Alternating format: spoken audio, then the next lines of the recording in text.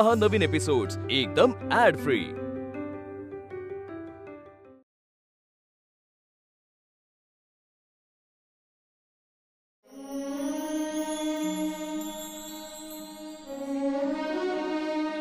शास्त्री बुवा, इतक्या तातडीने बोलावून घेतले? बळवंतराव, गोपाळराव, बुवा काय झाले? या बसा बरं, आधी बसा बसा।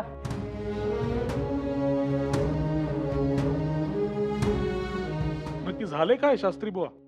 मला आपला संपूर्ण पटच डोळ्यासमोरून जाताना दिसतोय। गेल्या 1-1.5 वर्षांपूर्वी आपली भेट काय झाली, पहिल्याच भेटीत आपल्या तारा जुळल्या। राष्ट्रीय शिक्षणाचं ध्येय साध्य करायचं म्हणून आपण शाळा सुरू केली, तो एक दिवस आणि आजचा एक दिवस। बरे वाईट दिवसही बघितले आपण, पण ध्येयाशी सदैव एकनिष्ठ राहिलात तुम्ही, आणि याचाच मला इतका आनंद होतोय। अहो, अभिमानच म्हणा ना। आपापसात कौतुक सोहळा करायचा की काय बोल? नाही, पण ज्या धैर्याने तुम्ही आपल्या वृत्तपत्रासाठी स्वतःला झोकून दिले ते पाहून अभिमानानं ऊर भरून येतोय हो। म्हणजे केसरी आणि मराठा या आपल्या वृत्तपत्रांसाठी तहान भूक विसरून तुम्ही स्वतःला अर्पण केलेत, या गोष्टीचे कौतुक करावे तेवढे कमीच आहे। शास्त्री बुवा थांबा आता, इतके कौतुक? आम्हाला निंदकाने शेजारी असण्याची सवय आहे। थांबा,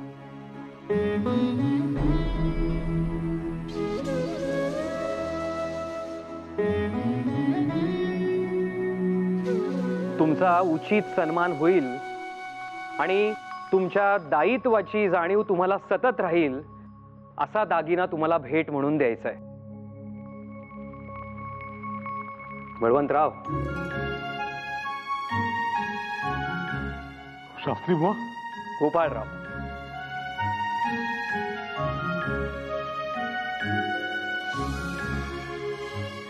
हो, नमस्कार करतो। आपली जनता खूप भाबडी हो,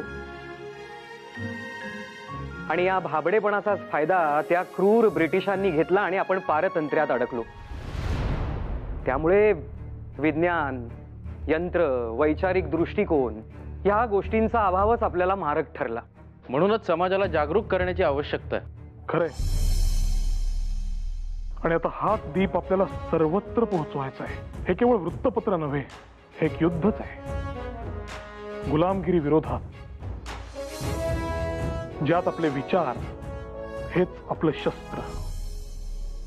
आणि म्हणूनच केसरी आणि मराठा या दोन्ही वृत्तपत्रांची जबाबदारी तुम्ही उत्तमरित्या पार पाडाल याची मला खात्री आहे।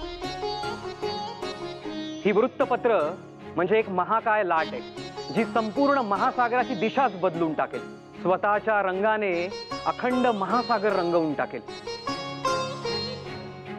आणि संपूर्ण जगभर आपलाच आवाज पोहोचेल। उद्यापासून आपले दायित्व अधिक वाढणार आहे। शास्त्री बुवा, हे सगळे विचार मनात आले की अक्षरशः पोटात गोळा येतो, दडपणही येते। आपले व्रत फळास लागो इतकेच काय ते। बळवंतराव, काळजी नका करू। आजपर्यंत इतके आव्हाने आपण मोडीत काढली, मग ते कागदाचे परमिट मिळवणे असो, प्रेससाठी पैसे मिळवणे असो, किंवा छापखान्यासाठी जागा मिळवणे असो, आपण विजय प्राप्त केलाच ना। याचाच अर्थ काय? आपला मार्ग योग्य आहे, त्यामुळे यश नक्की मिळणार आपल्याला। हाच सकारात्मक विचार घेऊन आपल्याला पुढे जायचंय, आणि म्हणूनच आपल्या वृत्तपत्राचा शब्द न शब्द आपल्याला तोलून मापून वापरायचा आहे। कारण बोलून गेलेले शब्द हवेत विरून जातात आणि लिहिलेले शब्द ऐतिहासिक दस्तावेज ठरतात। आणि म्हणून आपले निर्भीड थेट विचार योग्य प्रकारेच लोकांच्या मनावर उमटले पाहिजे। थोडक्यात काय, आगरकर, करंगळीवर गोवर्धन पेलायचं आहे आपल्याला, असं आहे आव्हान। आपल्या समोर आव्हाने आले नाहीत असं कधीतरी झालंय का बळवंतराव? तुम्ही याला गोवर्धन म्हणा किंवा शिवधनुष्य, ते तुम्ही लीलया पेलाल याची मला पूर्ण खात्री आहे। आता उद्याचा सूर्योदय केसरी आणि मराठाची पहाट घेऊन येईल ह्या कल्पनेनेच माझ्या अंगावर शहारा येतोय. निश्चित निश्चित उद्याचा दिवस फार महत्वाचा आहे. मला अक्षरशः आता असं वाटतंय की आपण शाळकरी विद्यार्थी आहोत आणि उद्या आपली परीक्षा आहे. उद्याच कळणार आपला किती अभ्यास झालाय, म्हणजे उत्तीर्ण का. दुसरा पर्याय मनात आणायचाच नाही.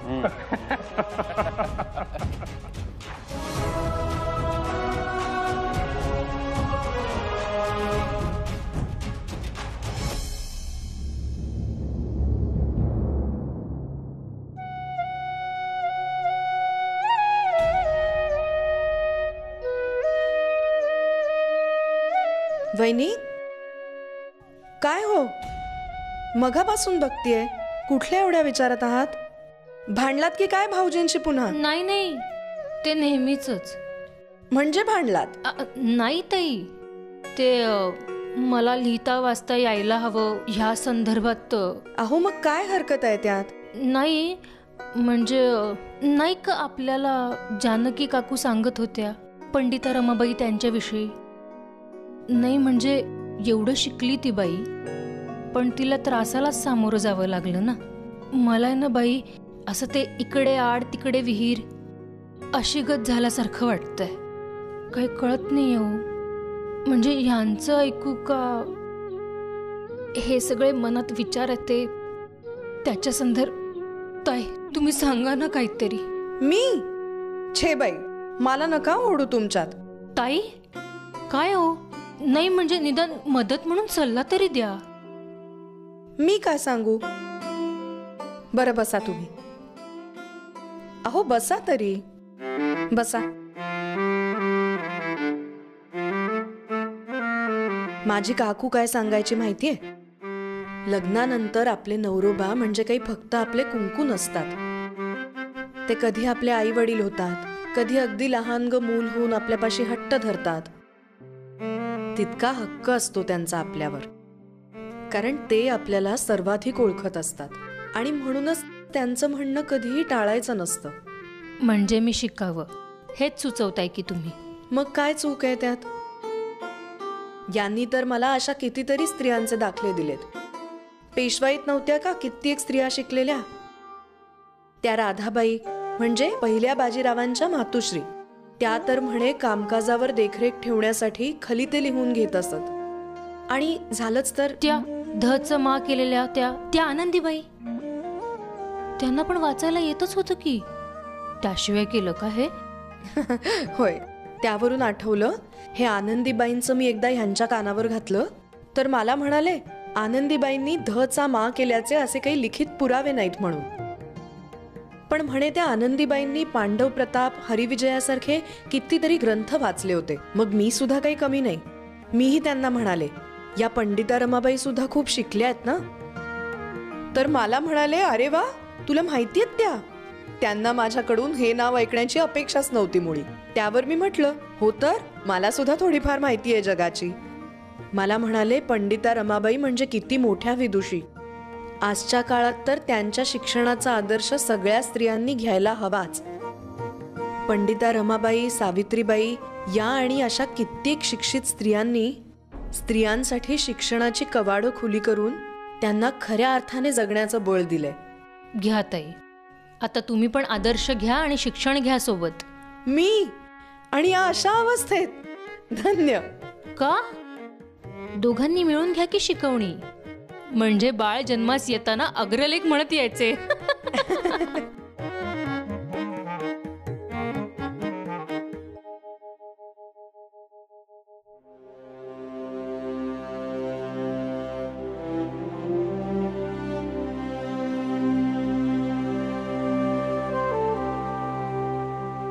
काल म्हणाला होतास कागदाचा योग्य तो वापर करेन.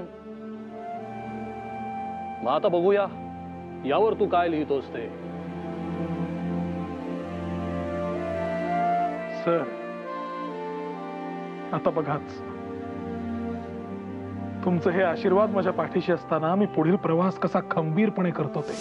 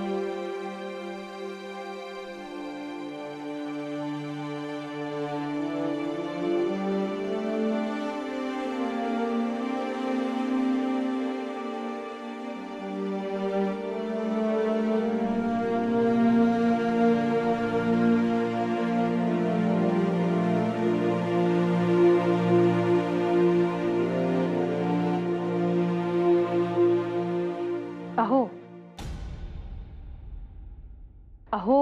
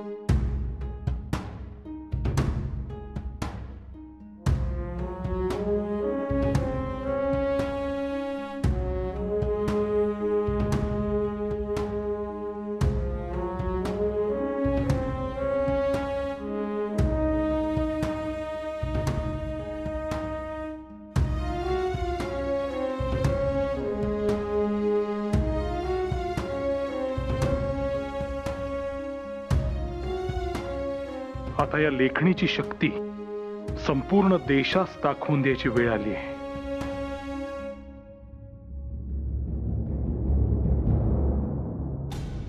भावे काय ग, ठीक आहेस ना? हो अहो जरासा तोल गेला. सांभाळ, आता असं तोल जाऊन चालायचं नाही. म्हणजे आता आपले नवीन अपत्य जन्मास येणार म्हटल्यावर तोल जाऊन कसा चालेल? तुम्हाला भावे पण मला खरंच किती आनंद होतोय म्हणून सांगू तुला. किती काळ या दिवसाची प्रतीक्षा करत होतो, अक्षरशः तळमळीनं वाट पाहत होतो मीही. पण आता तो दिवस उजाडला. उद्या आपले अपत्य जन्म घेणार, एक नव्हे 2 अपत्य जन्म घेणार. काय 2-2? होय तर, उद्याच? होय तर. केसरी आणि मराठा, आपली वृत्तपत्रे, आपली अपत्य. किती दिवस झाले मी आणि आगरकर या दिवसाची वाट पाहतोय. आगरकरांनी केसरीचे पालकत्व स्वीकारले आणि मी मराठाचे. आगरकर म्हणजे सिद्धहस्त लेखक, त्यामुळे मला आलंय दडपण.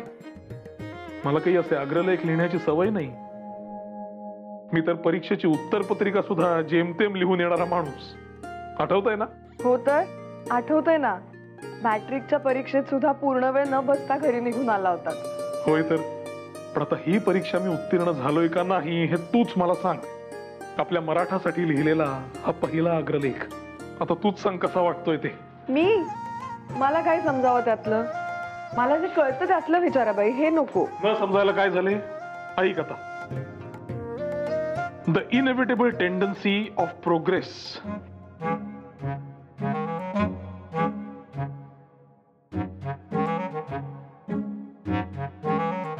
Deemed on the possessions of the older and less careful contemporaries of the unsound people.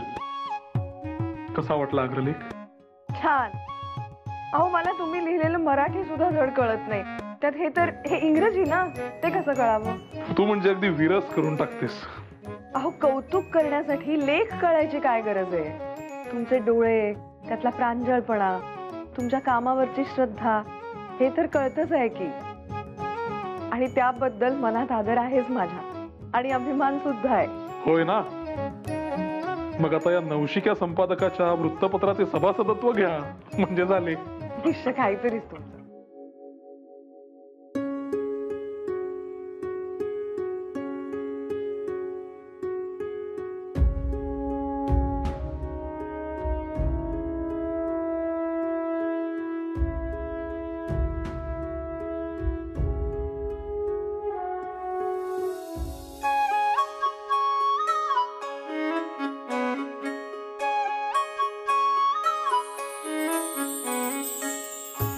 तुमच्या आयुष्यात हे नवं पर्व येणार आहे, तसे आणखी गोड क्षण देखील. एकदा का उद्याचा दिवस यशस्वीपणे सरला की ही गोड वार्ता तुम्हास देईन, आणि तुमच्या चेहऱ्यावर येणारा आनंद बघून अजून आनंदी होईल.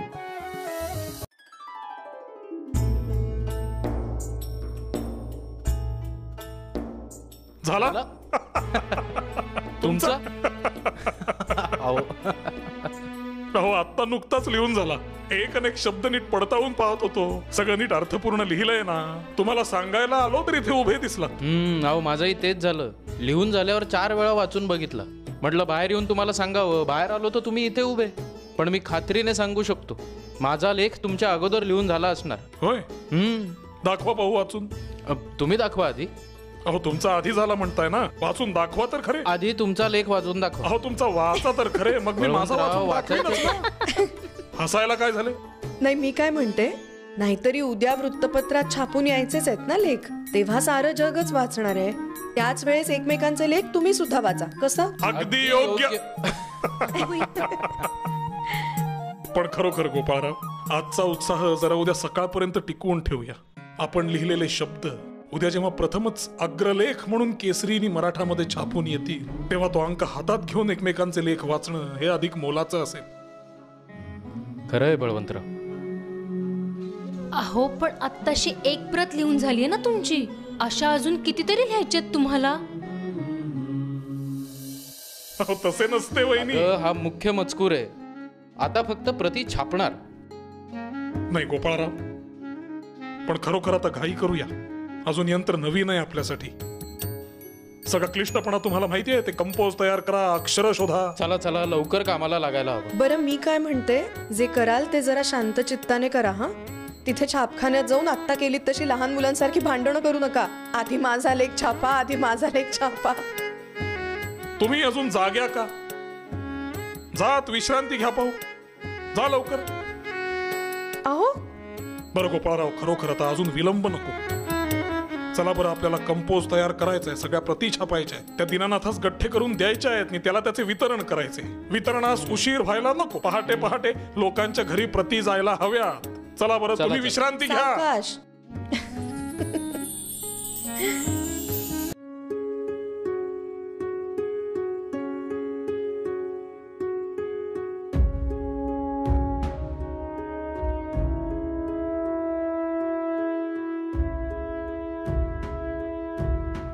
बुवा, घटिका समीप आली.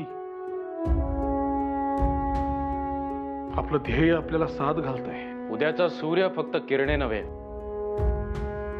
केसरी आणि मराठाची गर्जना घेऊन उगवेल. आणि ही गर्जना फक्त पुण्यात नव्हे, साऱ्या देशामध्ये दुमदुमेल. चला,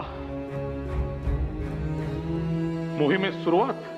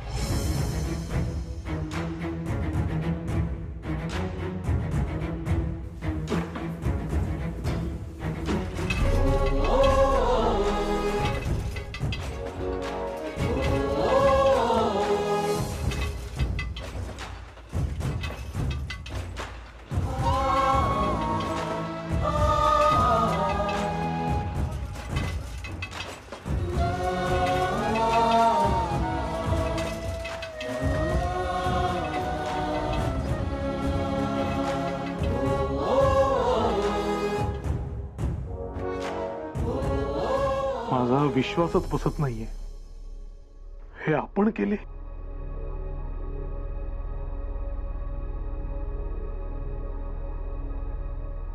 ही तर सुरुवात आहे बळवंतराव. आत्ता कुठे सिंह पावले टाकतोय. त्याची गर्जना अजून व्हायची. पण आता फार प्रतीक्षा करावी लागणारच नाहीये.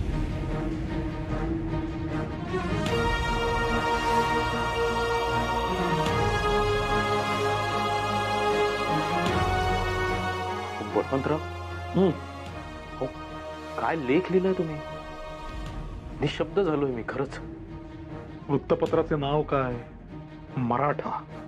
मग तसा साजेसा लेख हवा की नाही? जबाबदारी आहे आपली. पण केसरीला कमी लेखू नका. याच्यापेक्षा त्याची गर्जना अधिक होणार आहे. बघा तुम्ही.